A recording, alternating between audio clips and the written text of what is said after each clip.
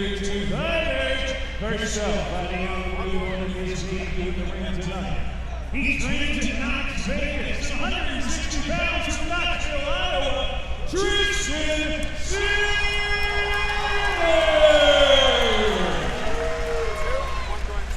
His opponent fighting out of the red corner, also making his MMA debut tonight. He trains with Iowa martial arts, 160 on the scale. His hometown, Des Moines, Iowa, Brian Hernandez,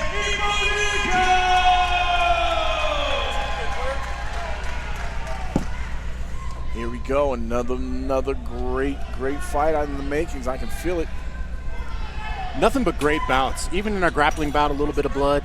And now we get ready for the full action of MMA. Sinnard, throwing that teep kick, maintaining distance. As the longer fighter, you can't let him get close. And there's Rodriguez getting dirty with it early.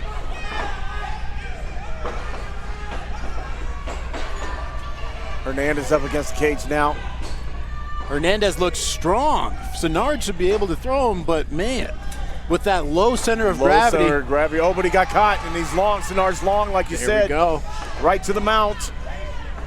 He wants to posture up, get his face down, and throw down some strikes. Looking to quell that energy, hold him there, control it. Might be looking for an Ezekiel choke here. You don't want to wear yourself out trying to get them chokes, too. If you got a chance to sit up, posture up, and throw a couple blows, relax them a little bit, and then go back. I think he's just looking to smother him, maybe with a mother's milk submission here. He's got it coming. Man. In deep there. When you're that excited to come into the cage and then just to get smothered right out of the gate, man, you got to expect that he's getting tired down there. That's a tough position to get out of on your back in the mount, but he's really got to work some type of tilt and poise. Exactly.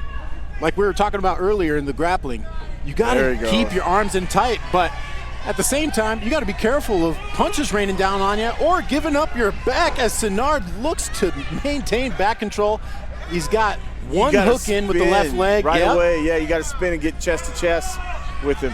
Oh, and he's flattened out here. Sinnard in a very dominant position, a place you do not want to be if you're Hernandez. You don't want to be down here at all. There's nothing good about it at all.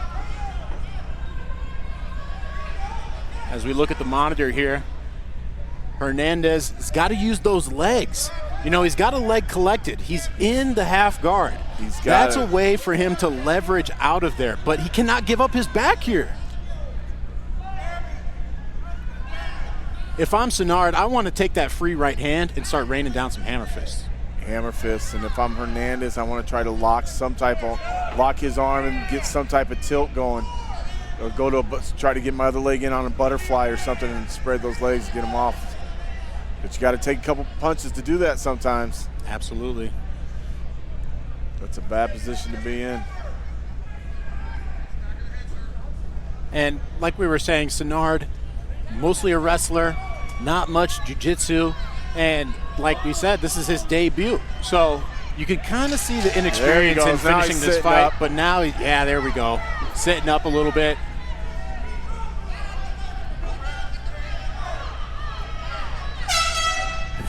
Hernandez escapes the round. Easy round to score there in the way of Sinnard. And then when we're talking about trying to get a takedown, you're dealing with a pure wrestler here in Sinnard. Correct. Yeah, he knows what he's doing when it comes to takedowns. A tough kid at that. Absolutely. And here we are set for round number 2 as our corners escape the cage. We lock it up, and let's see if Hernandez can come out with a better start in round 2.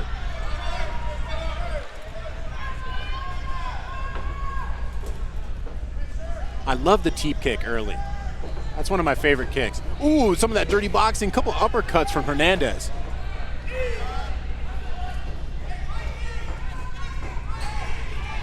Like I was mentioning before, Jake, striking when you're dealing in the clinch and these grappling scenarios sometimes can be a disadvantage.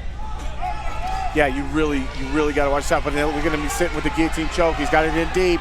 If he can get his legs around him. No arm in. Yeah, Oh, he's able to well escape. He didn't have the arm, and they're starting to get a little sweaty. And he wasn't able to get his chest above the head to where he could keep his head locked in there. He didn't quite have the full guard locked in either. Now he's back. But at least he's in guard this time. We got the ref telling him to stay busy. You know, start either advancing position, get out of that full guard, or stand him up. That's what the fans want to see. That's why we warmed him up with some kickboxing fights, huh? Amen. Overhand right from Hernandez. Yeah, nice one. I like these clinch uppercuts. Oh, good knee. When you're defending the knee, you got to put a hand down into your opponent's crotch so they can't get that knee up. Oh, we got a mouthpiece down. Man, Hernandez may be small, but he is mighty. And he got one of those uppercuts landed. And now Sinnard looking for his roots in his wrestling, pressing Hernandez up against the cage. Man, that cannot be comfortable to be pressed between another man and some heavy metal. No, he gives a nice dump too. He dumped him right into the cove of the cage. Hernandez is going to wear himself out. He keeps going for that guillotine choke without body positioning. So now we're moving into north-south here. A little bit of explicit action. He needs to get back to teeing off. Get back to making we're a tee. pausing here to get the mouthpiece in there. Keeping these fighters safe here at AFC. We got some great officiating tonight here in Iowa. Got some UFC experience in the officiating. Absolutely. Now, if I'm Hernandez, I don't want to hold on to this. I want to posture up. I want to get out of the side control.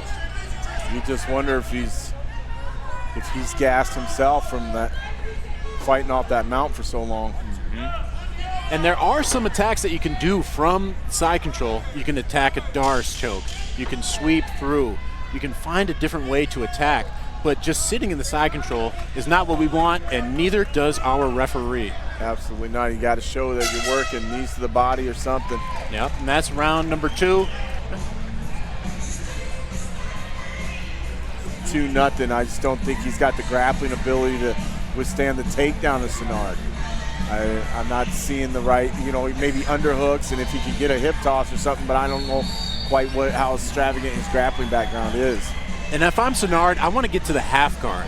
The half guard's nice because then you can control an arm and then rain down with some punches. Yeah, that's the what he full really guard needs is to do. nice, but they're able to control your posture at the same time. Absolutely.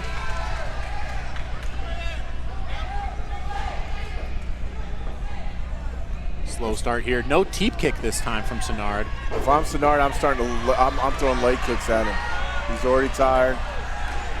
Hernandez with that fighting spirit keeps going for that guillotine, but as Sinnard continues to pass, that guillotine just renders itself useless. It's not working at all. He needs to get away from it. It's almost like a security blanket at this point.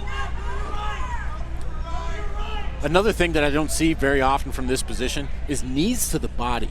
I'd love to see him stay in that side control. Oh, there we go. There he gives one. Hey! There he gives 2. That's kind of what I was saying before. If you're on the side, show the judges you're working still. That'll get him out of there. So here we are in the half guard. This is where, if I'm Sinnard, I would want to posture up, start raining down punches. You got him pressed up against the cage. You got to make something happen here.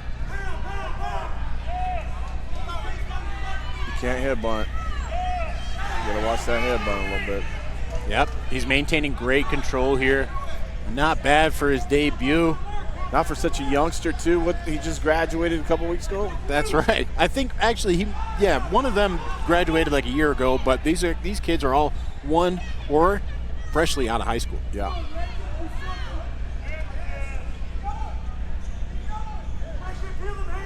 I'm sensing another stand up here from our referee. This is great experience for the youngsters, though, to just get in there and get your cage time, get something to build on, some tape to watch, maybe some avenues of improvement. And Hernandez now has locked up the full guard, but that's decent for jiu-jitsu. but it doesn't help you too much in MMA. It just keeps your guy there. You got to be able to attack and isolate one of those arms. Sinnard looking for his mouthpiece here. We're standing these fighters up, and we're going to reset here. We got 1 minute remaining, and look at this replay. Oh, do we have a headbutt here? I believe we have a headbutt from Sinnard. That's what I called earlier, was he's really got to watch that headbutt, man. Oh, man. Yeah, he's trying to pressure that forehead into the chin. You would hate to see a disqualification when you're able to dominate for this far and then give your win away. But we're continuing here. Hernandez, a warrior. And the takedown on the smaller Hernandez goes pretty quick. But now we got a real guillotine here. And that's what I was going to say. If he's looking to just save the day every time with that shot, you can get caught. And to defend the guillotine, if I'm Sinnard, you want to posture up, you want a tripod. Get both your feet flat on the mat and pressure into the guillotine to get the pressure off your neck, but he escapes. Here we are, back in the familiar full guard. I think Hernandez is really taking this fight, and he's just here we go with the head. The head of Sinnard keeps rubbing up against Hernandez. We might have an issue here if he continues to do that. He's got to watch it. He's got to watch that. Yeah, you don't want to tech it this late in the fight. Now I got to break the fourth wall here. Do we allow elbows in amateur MMA? I don't think so. In the Iowa Commission, I don't think they're allowing elbows today. I think we've seen a lot more. Yeah, out of that full guard, if they're trying to control your hands, you could spin around and throw that elbow, but not liable in this contest. Well, you can elbow to the body. I don't think you can elbow to the head. Yes, sir. All right. On the ground. I think standing up, you might be able to do it. Okay.